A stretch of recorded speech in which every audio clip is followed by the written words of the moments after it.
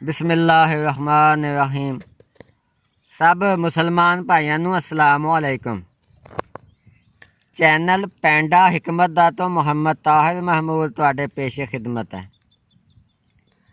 अज मैं तुहानूं एक बूटी दे मुतलक मालूमात देनियां ने। इहनूं कहंदे आ बकन बूटी। ए देखो, इहदी पहचान करो।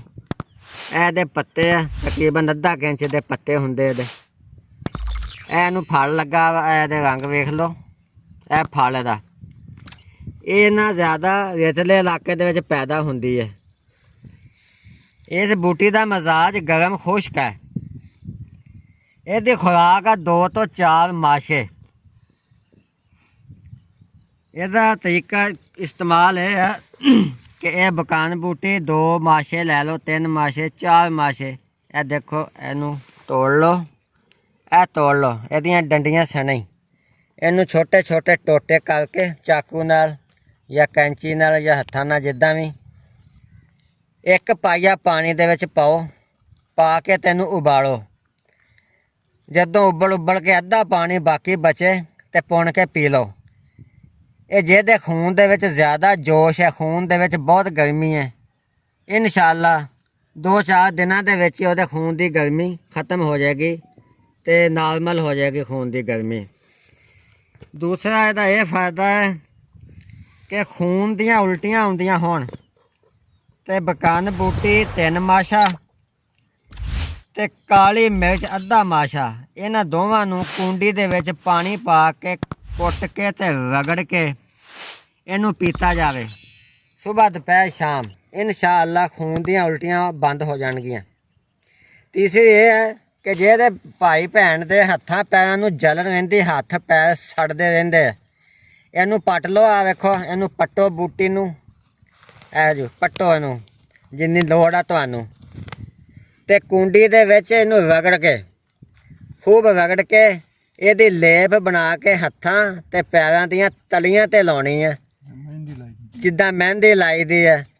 ਤੇ ਇਨਸ਼ਾਅੱਲਾ ਉਹਦੀਆਂ ਹੱਥਾਂ ਪੈਰਾਂ ਦੀਆਂ ਜਿਹੜਾ ਸਾੜ ਹੈ ਖਤਮ ਹੋ ਜਾਏਗਾ।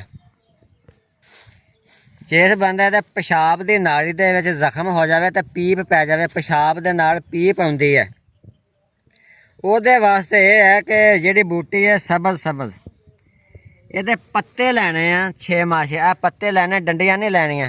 ਇਹ ਦੇਖੋ, ਇਹ ਪੱਤੇ ਲੈ ਕੇ ਤੇ ਉਹਨੂੰ ਚਲੋ ਪੱਤੇ ਲੈ ਕੇ ਤੇ ਇਹਨੂੰ ਘੋਟ ਕੇ ਕੁੰਡੀ ਦੇ ਵਿੱਚ ਕੁੱਟ ਕੇ ਤੇ ਰਗੜ ਕੇ ਉਹਦਾ ਪਾਣੀ ਕੱਢ ਕੇ ਪਿਲਾਉਣਾ ਸੁਬਾਹ ਸ਼ਾਮ ਖਾਲੀ ਪੇਟ। ਇਨਸ਼ਾਅੱਲਾ 2-4 ਦਿਨ ਦੇ ਵਿੱਚ ਹੀ ਉਹਦੇ ਪਿਸ਼ਾਬ ਦੀ ਨਾਲੀ ਵਿੱਚ ਜਿਹੜਾ ਜ਼ਖਮ ਹੈ ਤੇ ਜਿਹੜੀ ਪੀਪ ਪਈ ਹੋਈ ਹੈ, ਰੇਸ਼ਾ ਪਿਆ ਹੋਇਆ, ਉਹ ਖ਼ਤਮ ਹੋ ਜਾਏਗਾ। ਇਸ ਤੋਂ ਇਲਾਵਾ ਇਹਦਾ ਇਹ ਹੈ ਕਿ ਦਿਲ ਦੇ ਮਰਜ਼ਾਂ ਵਾਸਤੇ ਇਹਦਾ ਜੁਸ਼ਾਂਦਾ ਚੰਗਾ ਹੈ, ਬਹੁਤ ਹੀ ਮੁਫੀਦ ਹੈ। ਇਹਨੂੰ ਇੱਦਾਂ ਤੋੜ ਲਓ, ਡੰਡੀਆਂ ਆ ਜਿਹੜੀਆਂ ਇਹਦੀਆਂ ਸ਼ਾਖਾਂ ਵੀ ਪੱਤੇ ਵੀ 4 ਮਾਸ਼ੇ ਜਿਹੜਾ ਹੈਗਾ ਇੰਨਾ ਕੁ। ਆ ਦੇਖੋ, ਆ ਜਿਹੜੀ ਬੂਟੀ ਹੈ ਮੈਂ ਤੋੜੀ ਹੈ ਡੰਡੀ, ਇਹ ਵੇਖੋ ਇੰਨੀ ਕੀ ਕਾਫੀ ਹੈ। ਇਹ ਸੁਬਾਹ ਸ਼ਾਮ ਇਹਦਾ ਜੁਸ਼ਾਂਦਾ ਬਣਾ ਕੇ 1 ਪਾਈਆ ਪਾਣੀ ਦੇ ਵਿੱਚ ਉਬਾਲ ਕੇ ਜਦੋਂ ਅੱਧਾ ਪਾਣੀ ਬਾਕੀ ਬਚੇ ਤਾਂ ਜੁਸ਼ਾਂਦਾ ਪੀਤਾ ਜਾਵੇ ਤੇ ਇਨਸ਼ਾਅੱਲਾ ਦਿਲ ਦੇ ਮਰਜ਼ ਵਾਸਤੇ ਵੀ ਇਹ ਬਹੁਤ ਚੰਗੀ ਸ਼ੈ ਹੈ। ਹਾਂਜੀ ਭਾਈਓ, ਵੀਡੀਓ ਤੁਸੀਂ ਸਾਡੀ ਵੇਖ ਲਈ ਹੈ। ਹੁਣ ਮੈਂ ਕੁਝ ਤੁਹਾਨੂੰ ਮਾਲੂਮਾਤ ਹੋਰ ਦੇਣੀਆਂ ਨੇ ਕਿ ਬੰਦਿਆਂ ਦੇ ਜਿਹੜੇ ਪੋਸ਼ੀਦਾ ਮਰਜ਼ ਆ, ਪੋਸ਼ੀਦਾ ਮਸਲੇ ਆ, ਉਹਦੇ ਵਾਸਤੇ ਇਹ ਵੇਖੋ ਸਾਡੇ ਕੋਲ ਇਹ ਦਵਾਈਆਂ ਮੌਜੂਦ ਆ, ਕਾਮਯਾਬ ਦਵਾਈਆਂ। ਜੇ ਕਿਸੇ ਭਾਈ ਨੂੰ ਇਹ ਚਾਹੀਦੀਆਂ ਹੋਣ ਤੇ ਸਾਡੇ ਕੋਲ ਮੰਗਵਾ ਸਕਦਾ।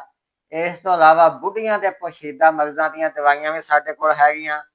ਮਿਹਦੇ ਦੇ ਮਰਜ਼, ਬਵਾਸੀਰ, ਦਿਮਾਗ ਦੇ ਤਮਾਮ ਮਰਜ਼, ਜੋੜਾਂ ਦਾ ਦਰਦ, ਕੈਂਸਰ, ਗੰਜ ਦਾ ਤੇਲ, ਗੰਦੇ ਖਰਾਬ ਜ਼ਖਮਾਂ ਦੀਆਂ ਵੀ ਕਾਮਯਾਬ ਦਵਾਈਆਂ ਸਾਡੇ ਕੋਲ ਹੈਗੀਆਂ। ਤੁਸੀਂ ਜਾਂ ਤਾਂ ਸਾਨੂੰ ਮਿਲ ਕੇ ਸਾਡੇ ਕੋਲ ਆ ਕੇ ਲੈ ਲਓ, ਜੇ ਨਹੀਂ ਤੇ ਬਦਲੀਆ TCS ਵੀ ਅਸੀਂ ਤੁਹਾਨੂੰ ਭੇਜ ਸਕਦੇ ਹਾਂ। ਤੁਸੀਂ ਆਰਡਰ ਦਿਓ। ਤੇ ਸਾਡੀ ਇਹ ਵੀਡੀਓ ਅਗਰ ਜੇ ਤੁਹਾਨੂੰ ਪਸੰਦ ਆਈ ਹੈ ਤੇ ਇਹਨੂੰ ਸਬਸਕ੍ਰਾਈਬ ਤੇ ਲਾਈਕ ਕਰੋ।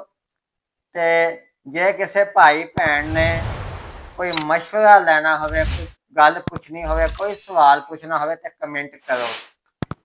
ਆਖਰ ਤੇ ਐਲਾਨ ਸੁਣ ਲਓ ਕਿ ਮਿਰਜ਼ਾਈ ਜਾਂ ਮਿਰਜ਼ਾਈਆਂ ਵਰਗਾ ਮਜ਼ਹਬ ਰੱਖਣ ਵਾਲੇ ਮੇਰੇ ਨਾਲ ਬਿਲਕੁਲ ਰਾਬਤਾ ਨਾ ਕਰਨ। ਮੇਰੇ ਨਾਲ ਕਾਲ ਕਰਨ ਵਾਸਤੇ ਨੰਬਰ ਮੇਰਾ ਨੋਟ ਕਰ ਲਓ, ਹਕੀਮ ਮੁਹੰਮਦ ਤਾਹਿਰ ਮਹਿਮੂਦ 0310 80 36 552। ਇਹ ਜਿਸ ਕਿਸੇ ਭਾਈ ਨੇ ਕਾਲ ਕਰਕੇ ਕੋਈ ਗੱਲ ਪੁੱਛਣੀ ਹੋਵੇ ਇਸ ਨੰਬਰ ਤੇ ਮੈਨੂੰ ਕਾਲ ਕਰ ਸਕਦਾ, ਸੁਬਾਹ 7 ਵਜੇ ਤੋਂ ਲੈ ਕੇ ਸ਼ਾਮ 7 ਵਜੇ ਤੱਕ। ਇਸ ਤੋਂ ਇਲਾਵਾ ਜੇ ਕਿਸੇ ਨੇ WhatsApp ਤੇ ਰਾਬਤਾ ਕਰਨਾ ਹੋਵੇ, ਮੈਸੇਜ ਭੇਜਣਾ ਹੋਵੇ ਤਾਂ ਮੇਰਾ ਸਾਥੀ ਹੈ, ਉਹਦਾ ਨੰਬਰ ਹੈ WhatsApp ਨੰਬਰ, ਉਹ ਨੋਟ ਕਰ ਲਓ। ਉਹ ਵੀ ਸੁਬਾਹ 7 ਵਜੇ ਤੋਂ ਲੈ ਕੇ ਸ਼ਾਮ 7 ਵਜੇ ਤੱਕ ਉਹਨੂੰ ਤੁਸੀਂ ਮੈਸੇਜ ਕਰ ਸਕਦੇ ਹੋ। ਉਹ ਮੈਨੂੰ ਦੱਸ ਦੇਗਾ, ਉਹਦਾ ਜਵਾਬ ਵੀ ਤੁਹਾਨੂੰ ਦੇ ਦਿੱਤਾ ਜਾਏਗਾ। ਉਹ ਨੰਬਰ WhatsApp ਇਹ ਹੈ 0308 448 50 84। ਸਭ ਮੁਸਲਮਾਨ ਭਾਈਆਂ ਨੂੰ अस्सलाम वालेकुम।